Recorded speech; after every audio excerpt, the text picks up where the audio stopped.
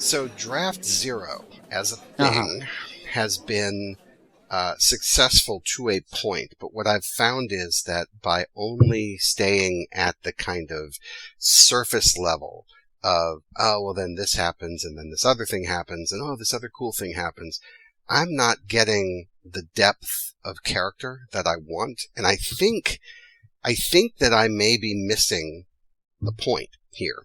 And so I kind of want to revise the way that I'm approaching this, because I'm probably 7 scenes in.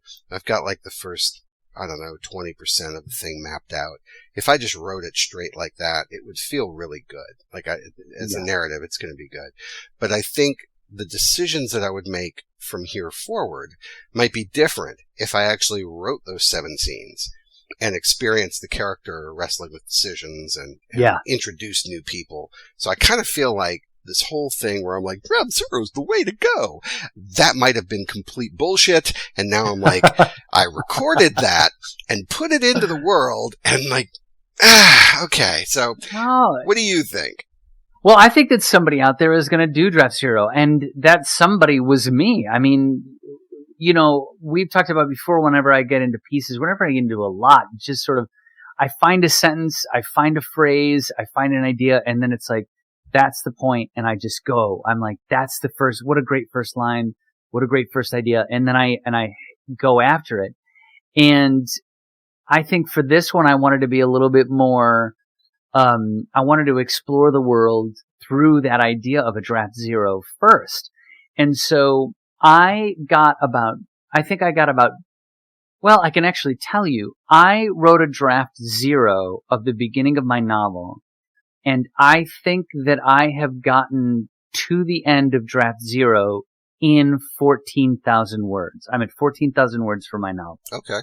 And so it really helped me to sort of start working out like what the location is, who's here, who needs to be against who, you know, what will I need? What kind of characters will I need to make this story what I want it to be? And so it was very, very helpful. And I think that someone out there will probably say the same, that it's like, yeah, let me do this treatment to kind of get a grasp on what I want to shoot for. Of course it's going to change, but it was really helpful for me to do that. And I'm kind of at that point now. I did a little math the other day. Hold on a second. Excuse me as I try to do a little division. Am I doing division? I don't remember. Yeah, well, I consider this a personal victory. If you did some math in the writing space, that is high influence. Well, so what I figured was, if I'm aiming for 50,000 words, and I know that I shouldn't, I want to at least hit that benchmark of 50,000 words. It might be longer.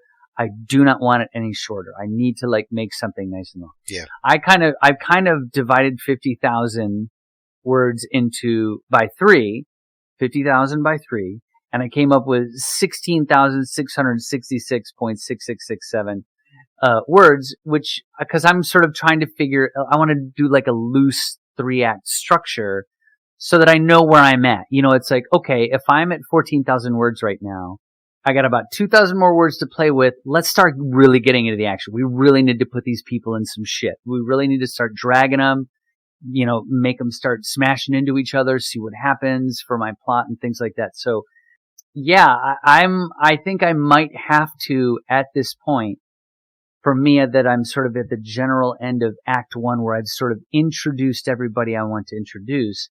Now I need to start putting them on the track and seeing how they race against each other. And that would be Act 2. So I think I might have to try and go back to the Draft Zero and see how that's going to play out, and sort of maybe flesh out a couple ideas, maybe just sort of spitball some things and keep going. No, that's really cool. I think that's what I've been leaning towards, and I'm really happy to hear you say that, because I was only able to stay energized and take Draft Zero to a certain point, which, like I said, is about 7 big scenes in, and then I'm like, I don't really know where to go. And my mind kept pulling me back to the very first scene, and like, why don't you just write it? Just write it. Just sit down and write it. Oh, I can't write it. I have to know everything else. You don't. Yeah. I think what I need to do is, you know, it's almost like when you're walking on the beach and you look out at the ocean and you can't see to the end of the next shore, right? You can only see to the horizon. So I feel like my 7 scene arc, and I'm like, whatever, the amount that I've written right now is as far as I can see. And so I need to start writing it. And then as much of that as I write, it'll get me closer to being able to kind of rough out more of draft 0, because the horizon will be closer, and so that's kind of what I'm thinking now. I need to stop. I need to just start writing. Yeah, because for me, draft 0 was where I could place a lot of ideas, and ideas came from that. But then another way to generate more ideas for myself was to just start, to get into it, to start that writing. And once I found my entryway into writing it, the ideas, I sat the bench in baseball in high school. Like, I'm not good at sports. I'm not very good.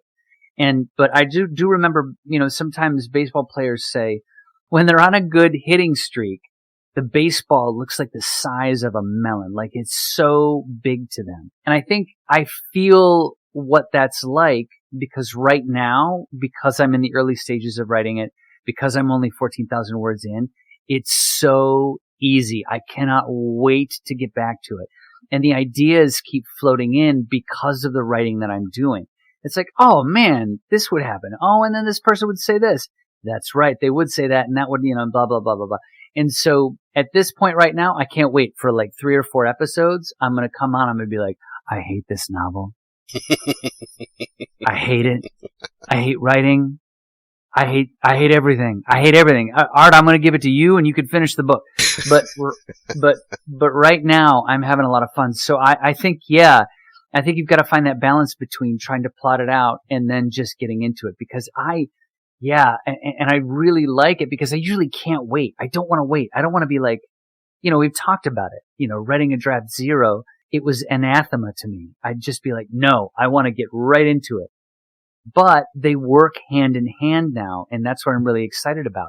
Writing a draft 0, giving me a little focus of what I want to do, and then getting into the actual writing and saying, hey, I'm following this along pretty good, but other ideas are just falling out of the sky. And I'm so happy to be in this part of writing a longer piece. That's great. Are you capturing the stuff, the ideas that are falling from the sky? Are you putting those into notes documents? How are you keeping track of that? Yes, they're all going in notes documents. A lot of times, the 2 places we've talked about before, obviously, we say it a lot, out walking the dog, have a couple ideas. Maybe I've just finished writing, 1,000 words or so, and I take the dog out for the walk, and then all of a sudden it's like, oh, you know what? I could do this, and this would be a way to the next, it's like, what would be, I've written A plus B, and now I'm like, oh, now I know how to get to C. If I'm out walking the dog. So that stuff usually goes into the notes app. Sometimes I'll be driving, and that is also another really great place for me to just sort of wander and think about things. And that's when I hand the note over to Jen, and let me see if I could pull one up, because I'm sure Jen thinks I might be having a heart attack when we're driving, and I'm like, write this down. Bumper sticker solved was what I asked her to write. Okay. And for me, I know exactly what that means for my novel. I'm sure it's like somebody coming up to you and being a good friend coming up and being like, hey, you know what? I'm busy. Can you write this down? Bumper sticker solved, please. Well, I look forward to reading your manuscript and then having the aha moment of, oh, that's what he meant. I really hope. Usually with that kind of stuff, it turns out to be like, oh well. Yeah, he tried.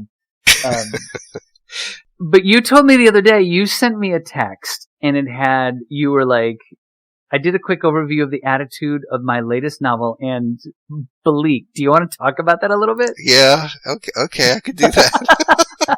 so Because I went back and I read what you sent, and I'm just like, well, I mean, yeah, it's Bleak, but I mean... It's pretty bleak. But why not? So, just for context, when I was writing as a younger man, early mid-20s, trying to learn how to do this work, I was a depressed individual. I was very sad. didn't have a lot of power in the world, was trying to figure out what I was going to do, how I was going to make relationships with people. I was trying to get out of my own way and failing. So a lot of the writing that feels authentic and pure is super sad, right? Like that's just how I kind of grew up. So recently, when I was writing short fiction and showing it to you and showing it to my writing group, I was like forcing, at least one time, I forced the ending to be happier. Just happier. And that story got really good praise, but a lot of people said, yeah, the ending didn't quite work. And even if the subtext of their commentary was, it feels like it's a longer work, right? Which to me says it doesn't feel complete, which means the ending didn't work. So yeah. I'm looking at this going, all right, well, shoot. Okay. So I took a moment, since I was thinking about Draft Zero, and I'm like, I can't go any further with this because I don't know the characters well enough. I really should just back up and start writing the damn thing. So I'm going to do that. And now after talking with you, I feel very comfortable that is the right approach. I need to press pause on that and stop trying to bang my head against the wall. Go back to the beginning, just start writing it and start learning more about the characters as I write. But I said, well, let me make sure that I understand the tone of this book, because the more that I've been thinking about it, I'm making all the notes that you have been talking about. And just for clarity for everybody out there, making notes is not the same as writing. And I think a lot of times we can fool ourselves into feeling productive, that we're making a bunch of notes or thinking really hard about something. It's no closer to being done unless you sit down and write it. And so I had to look in the mirror, and I hate mirrors, but I looked in the mirror and I said, all right, you gotta actually do this now. Like, come on. So I started making notes about what the work believes. And so I'll just read it. I apologize in advance to anybody out there. It does not mean that I need clinical help, I promise. So the first one is, people are inherently selfish. And I think what's interesting about this list, I'm just going to read the whole damn thing because it does kind of wash over you like a tidal wave at some point. But these are things that I have believed in flashes or snippets, but this is not my worldview. It's just the worldview that seems, that these characters seem to inhabit. And all the things that I'm imagining them deal with or come up against reinforces these points of view, and having them all in one place at one time, it's like, whoa, what is actually happening here? So people are inherently selfish. The next one is, when given a choice to do what is necessary versus what is right, the choice depends exclusively on how much oversight is present. So it's like, if you're not being watched, you're gonna do whatever you want to do. You're not gonna follow the rules necessarily, is what the point of view seems to be. The next one is, connection with others is a function of shared experience and often shared trauma, rather than ideological similarity. So that means it doesn't matter if you believe the same thing, it's what you've experienced as the same thing is what really creates the bond. Next is, capitalism is inseparable from greed. Then you have, democracy is a child story, a flavoring that helps the masses swallow the plutocracy. And I'm like, what the hell is going on here? But wait, there's more. The primary difference between the corner grifter hustler and the corporate giant is scale. Okay? Yeah, the next right, one, a caste system is essential to have social prisoners of poverty keep each other in line so they never unite to overthrow their leaders. It feels like a manifesto. I've got two more. The lottery gives people the false hope that they will be transported out of financial bondage. And the last one is, everyone is special in their own mind. So I write this and I send it to Tim. And I'm like, am I the asshole here? Like, I don't really know how this all kind of comes together, but it's bleak, right? No, I think, but I mean, I say, because you asked, and I think I just repeated it here a little bit ago, like you were like, should I lean into this? I think, yeah, explore it. Explore that for yourself, because if that's the stuff that you're asking, then shit, yeah, you gotta lean into it, you know?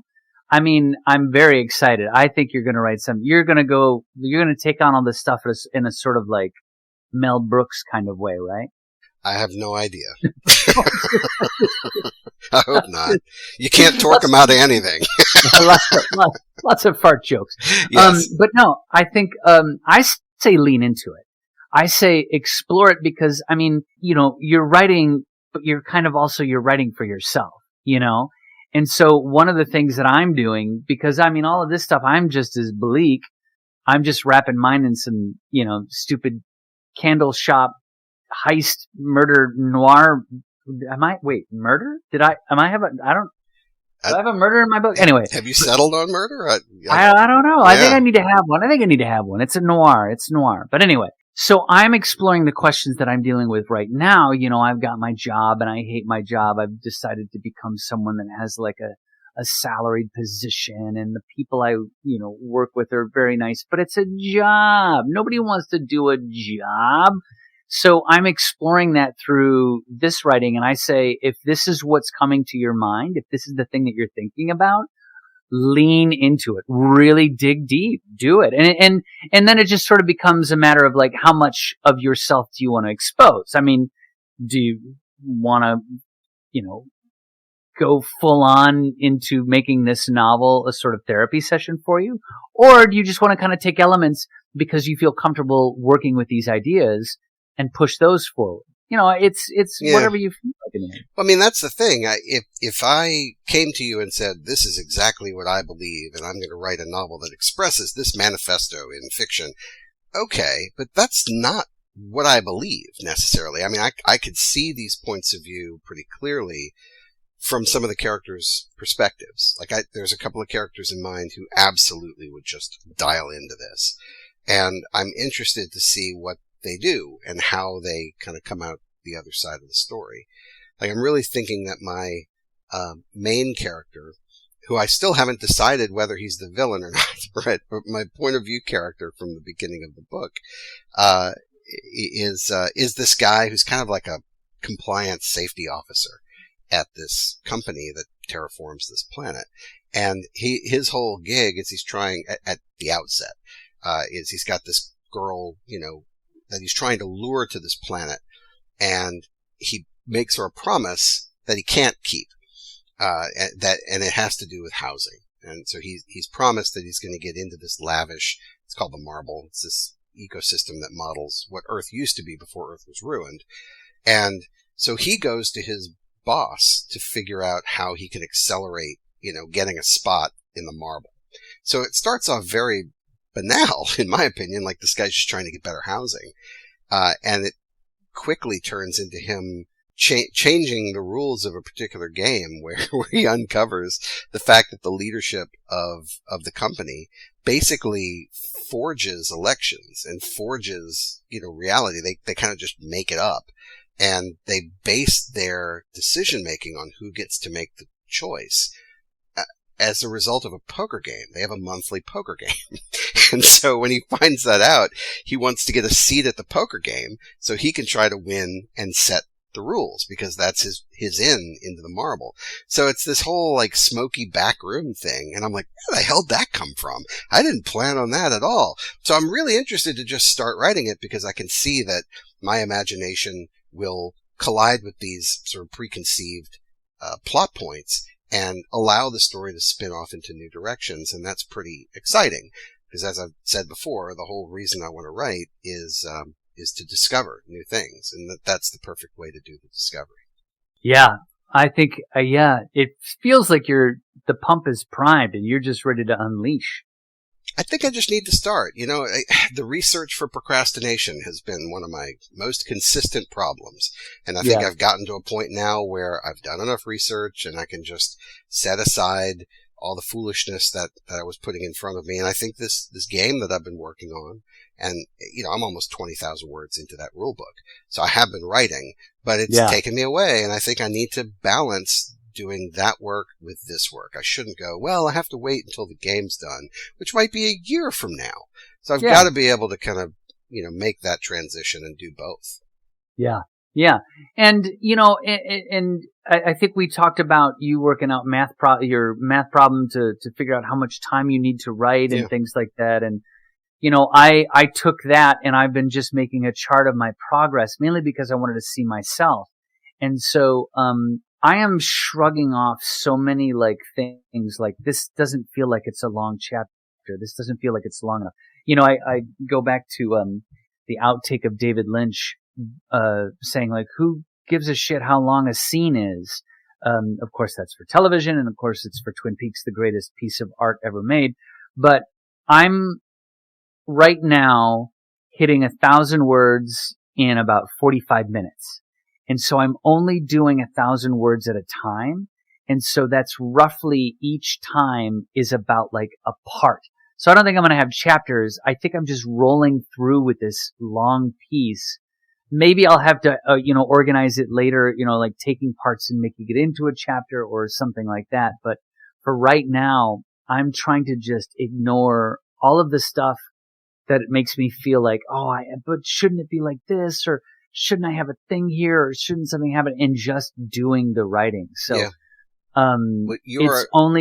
Sorry? No, you are officially my hero right now, because basically what you're talking about is I've got a highway that goes from, Atlanta to New Orleans, and I'm going to pave that highway 1,000 feet a day. And you just lay in the road, and it doesn't matter if it, goes from mile marker to mile marker. It doesn't matter, the sections. You're just going 1,000 feet a day. Boom. And you know that eventually you're going to get to that other city. And that's fantastic. That's what I need to be doing. Yeah, and it really does, and I've also allowed myself, because I know it's going to happen, and it's happened a couple times here, where I've hit that part where I'm like, ugh, well, that was a wasted 45 minutes. And usually, in my past history, all the time from being at UNO and graduating in 96, when did we graduate? 96. Back when I was writing in 96, when I graduated from college, and then I didn't really do a lot of fiction up until like 2015 because I was too afraid. The reason was, if I had a session where I was trying to write a piece and it didn't work, and it was a bad session, and it didn't, reap any rewards, I didn't get an ROI on the time spent. Nope. Done. Finished. Out the door. Forget it. Move on to the next thing. I lost it. It's gone. And so, thankfully, after too many fucking years, I've realized you're going to have a bad writing session. You are going to have 2 in a row. You're going to have 5. But as long as you're doing that 1,000 feet of pavement, then you're going to finally do what you want to do, which is get away from Atlanta and get to New Orleans. And that's what literally everyone should hope for. Let's leave Atlanta and go to New Orleans. No disrespect to Atlanta. No disrespect. We love Dad's Garage. We love Coca-Cola. So I feel energized. I feel inspired. Thank you. Because it's what we've been saying the whole time, but it's so easy to fall back into bad habits. It's so easy to forget this stuff.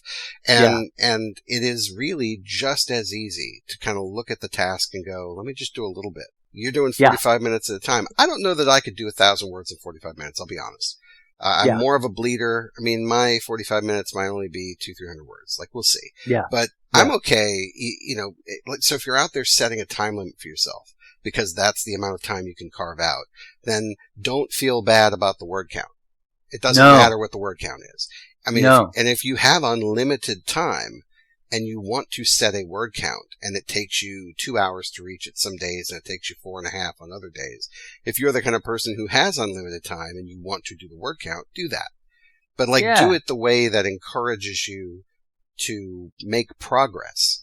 And that's really all you have to do. So I'm going to take a page from Tim's playbook, which is to carve out X amount of time, and however many words show up is however many words show up.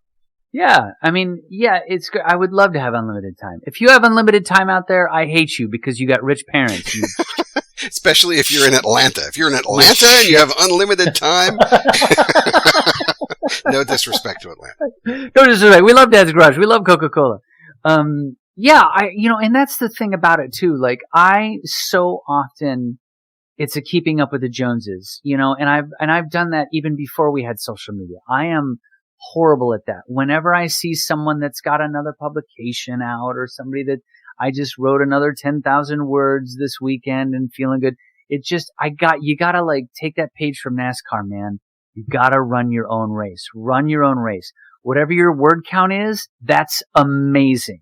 It's work, but it should be fun in the end. You know what I mean? So if you're like, no, I must get to this certain word count by this certain date, take a step back, reevaluate, and just have some fun with it.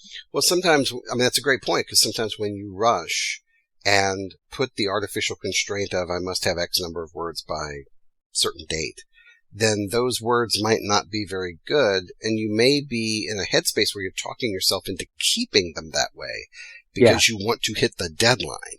And the deadline is largely irrelevant unless you have a publisher already lined up and they're like, you need pages by this date because we're going to press. But that is not a thing, right? Really, because you're going to have a completed manuscript that needs to go out to the publisher to be submitted for consideration. Yeah. So, I mean, you're not going to be writing something on deadline like that. So just take it easy. Take it easy. And look, and even my saying that I've got 14,000 words, that doesn't mean any of it's good, or even that any of it would make it. Like, somebody might be like, no, you gotta toss this and start over. Start from here, start from there. I've got 3 other pieces that are 50,000 words in length. They ain't good. So take the pressure off yourself, take the stress off yourself, do whatever it is, be inspired by it. One of the things that I really like doing, writing them in smaller increments, writing in smaller spaces, because I have a full-time job, it makes it so that at the end of the 1,000 words, I'm usually getting in a good groove where I'm like, hey, that's a great idea. Stop now. Whenever the kids are having the most fun playing a game, I was told as a camp counselor, stop the game. Because if they're having the most fun, that means they'll want to come back to it. So if you have the ability, I mean, everybody's different. I'm sure Cormac McCarthy didn't do it this way. But like, if you've got a good piece, if you've got a good segment that you've written, I love it when I'm like, oh my gosh, what would be great that would happen next? That's when I stop, regardless of the word count. So that I'm like, all week long I can think about it, or the next day when I come back to it. Whenever I come back to it, I'm excited to get back to it. It's not a slog of, man, I'm lost. I don't know what I'm doing. I shot my whole load. I don't know what's going on. So, yeah, man, be kind to yourself. I think that's good advice.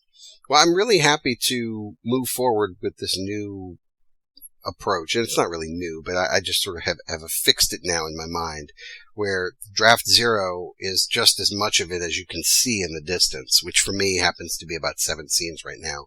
I'm going to go back to the beginning and start writing these scenes, and then that may actually encourage me to look a little further and see scene 8, 9, and 10, right after I've finished 1, 2, and 3. Maybe that's my, the distance of my vision is like 7 scenes. And it doesn't matter, right? It doesn't matter to quantify that. It just means, hey, go see as far as you can see with draft 0, and then backtrack and start writing it. Because at least now, in the short term, you know where the story is trying to go. Yeah. And if the story turns and takes a detour because the characters do something unexpected, or you decide that there's a more interesting conflict that you hadn't written into draft 0, that's okay, right? So you just write it that direction, and then you go back to draft 0 and kind of correct the branch and move forward from there. So I think I'm liking this kind of back and forth. And, I use different computers to do different things. And it's really been delightful to use my Tandy 1000 TL, the original from the 80s, to do my draft 0. But it can't do a lot of simple things that a regular word processor can do. Like, I can't highlight a bunch of text, cut it, and move it to another part of a document. That word processing software called DeskMate, it doesn't do that. So if you want to move it, you have to retype it. So that sucks. So it still puts an E at the end of old. It should. Shut up. No disrespect. Yeah. It's the Atlanta of computers. No, I'm not. No disrespect. We love Death Garage. We love Coca-Cola. Atlanta's wonderful. No. No, but for real, it's a little cumbersome to use for certain things, and so I'm not going to force myself to do that. Like, I want to use it as a tool that sparks creativity, and I think the same way that you use that Hanks Writer app, which emulates the typewriter, and I remember you saying that it forced you to just keep going forward. It's hard to go backward in it.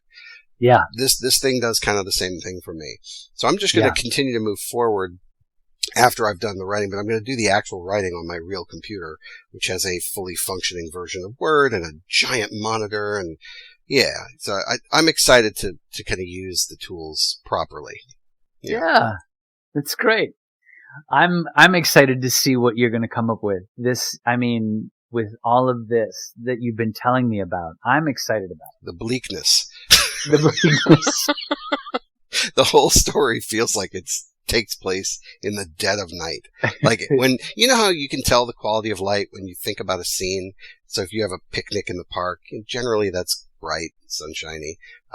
If you're in the middle of a storm driving a car, that's going to be sort of darker. Every single scene that I've imagined is in darkness. It's ridiculous. I don't know what the deal is. I don't get it. I love dark. I love Blade Runner. We've talked about Blade Runner a lot. As a photographer, when I've worked with models, I've been told by several of them that I was the only photographer that they knew that wanted to take out light as much as possible. But for this novel, I'm thinking about the quality of light. I'm thinking about the lighting of Tim Burton's Edward Scissorhands. I don't know. It makes sense to me. It might not make sense to anyone else, but maybe I shouldn't have even said that. I hate putting stuff in people's head about what it should look like. I don't remember the movie very well, but I remember it being sort of bright and that he was a dark figure on a bright canvas. Am I remembering that correctly? Yeah, just that the bright colors of suburbia. It takes place in a mall in my book, so that's kind of, I think, where I'm leading it toward. That sounds appropriate. So you aren't sure if there's a murder or not? I have been thinking about murder a lot in this novel. I've been like, okay, in the novel, everybody out there, in the novel. I'd never. But it's, it is such a component of noir. And so I've been thinking about where to place it, because right now what I'm trying to do, which is something that I never do, one of the other things that I'm trying in this book is to not swear. Why? So, I just don't feel like it fits yet. And maybe when the bad guy, makes himself known, or, I have two people that are sort of angling to be my protagonist, bad guy, criminal mastermind bad guy that gets captured in the end. I've been maybe perhaps, but I'm just remembering, one of the things too that I loved about 80s movies is that there was always one well-placed shit in 80s movies. Yeah. And so, that was, so I'm thinking about it that way. I'm just trying to do less is more in that respect, and it just doesn't fit yet. They tried to do that in Galaxy Quest, remember? And they had to cut it out. Oh, yeah. Do you remember that? Like, Sigourney Weaver had dropped an F-bomb. I'm sure it was in the script. But they had to dub over it, I think, to keep the PG-13 rating. Yep. So, yeah, we'll see how it turns out. But, yeah, I think there has to be something. We have to put, obviously there are so many novels where, you have to put somebody in a horrible consequence. We have to see what they're made of, as Vonnegut says, and but in noir, murder is such a part of the danger that it'll be interesting to see if I figure out who to do it to. Or I could just try and do a lot of research like George R.R. Martin and just end up killing everyone at some point. Well, it's your choice. I'll have my own red wedding in my book. Yeah, well, he lifted a lot of that from real history. So. Yeah. And I love how he's just like, what are you getting mad at me for? I just read a history book. So the thing that I read just a little bit ago, felt like an expression of theme. And of course it could change because very little of this novel actually exists. It's mostly in my head. But I like the idea of starting with an expression of theme, and I don't think you have to write it down necessarily. I felt like I did because I needed to rectify or wrestle with where I thought the story should go and where the characters were trying to pull it. Because I was trying to make it happier, or at least lighter, not happier, just lighter, like space opera. And this thing is really turning hard into like a gritty social commentary. And I'm like, I don't want to read that. Why would I want to write that? I don't want to read that. So I'm really interested to see how characters, remember we have the whole thing where I'm like, I'll let the characters kind of tell the story they want to tell. I'm curious to see what comes out because I don't think it's going to be some sort of on-the-nose allegorical social commentary, because again, I don't want to read that. Why would I write it? But that's definitely right below the surface is what it seems like. So it's going to be really interesting to see what comes out. But anyway, as far as like thematic construction, it may be useful to, to anyone who's sort of working on their own book now to take a pause and, look back at what you've written, look forward at what you want to write, and maybe just kind of put down on the tablet, ding, ding, ding, ding, ding, etch it in stone. Like, this is what I think I'm shooting for. Just the expression of that thematic tone might be useful, because I think that having written it all down and having thought about it and having shuddered having read it, I do think that it will color the tone of the book as I write it. Yes. And that sounds so smart, because I have no idea what my theme is. You have to write it down. You haven't taken a look at it yet. Yeah. I got to get my tablet.